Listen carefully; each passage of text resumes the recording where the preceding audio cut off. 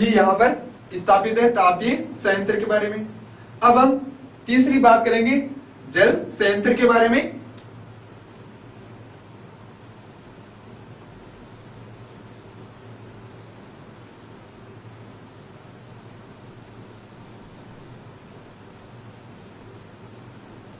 तो तीसरा है जल संयंत्र।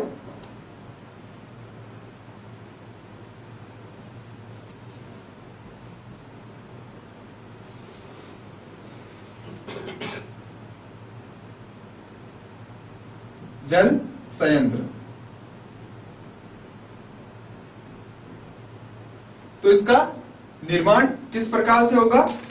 तो इसके लिए जल की उपलब्ध मात्रा होनी चाहिए एक बांध के रूप में। तो इसको किस प्रकार से बताएंगे हम? प्रक्रिया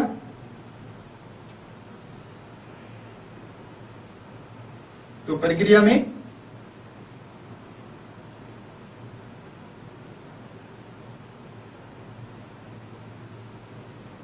ये यहां पर जल होगा।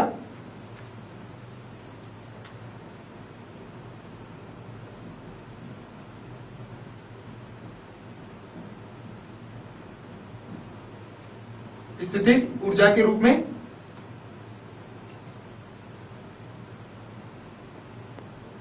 इसके बाद में यहां पर इसके गेट होंगे जिनके द्वारा जल को निकालना होगा।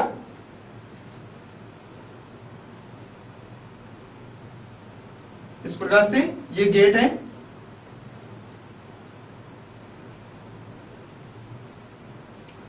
अब इन गेट को खोलने पर यहां पर जल निकलेगा।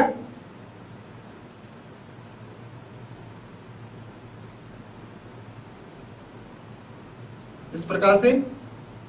तो पहले ये स्थितिज ऊर्जा के रूप में था, अब ये गतिज ऊर्जा के रूप में हो जाएगा। तो यहां पर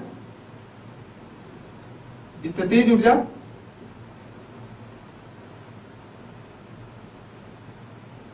अब यहां पर ये गेट खुलने के बाद यहां पर गिरेगा तो ये किसके रूप में हो जाएगा? गतिज ऊर्जा के रूप में।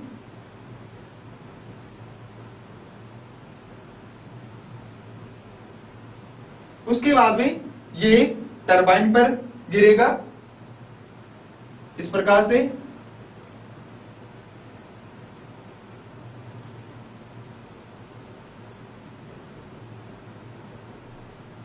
और टरबाइन का संबंध एक डायनेमो से होगा।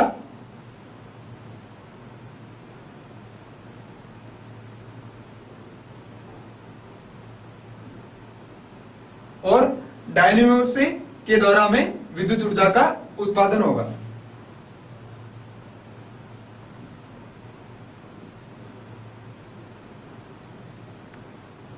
तो यहां पर जो जल है स्थितिज ऊर्जा के रूप में होता है, बांध या स्थिर के रूप में हो सकता है।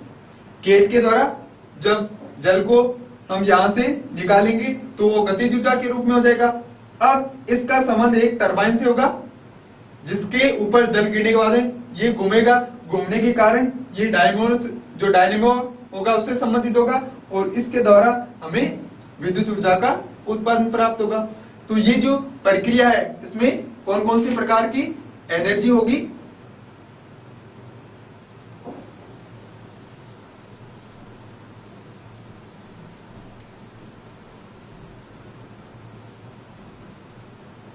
तो हमें यहां पर कौन सी प्रकार की प्रक्रिया करनी पड़ेगी? स्थितिज ऊर्जा। तो सबसे पहले है स्थितिज ऊर्जा।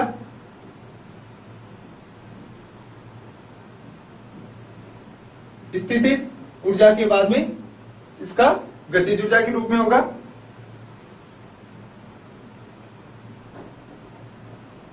गतिज ऊर्जा के बाद में घूर्णन ऊर्जा और घूर्णन ऊर्जा के बाद में लास्ट में हमें विद्युत ऊर्जा की प्राप्ति होगी।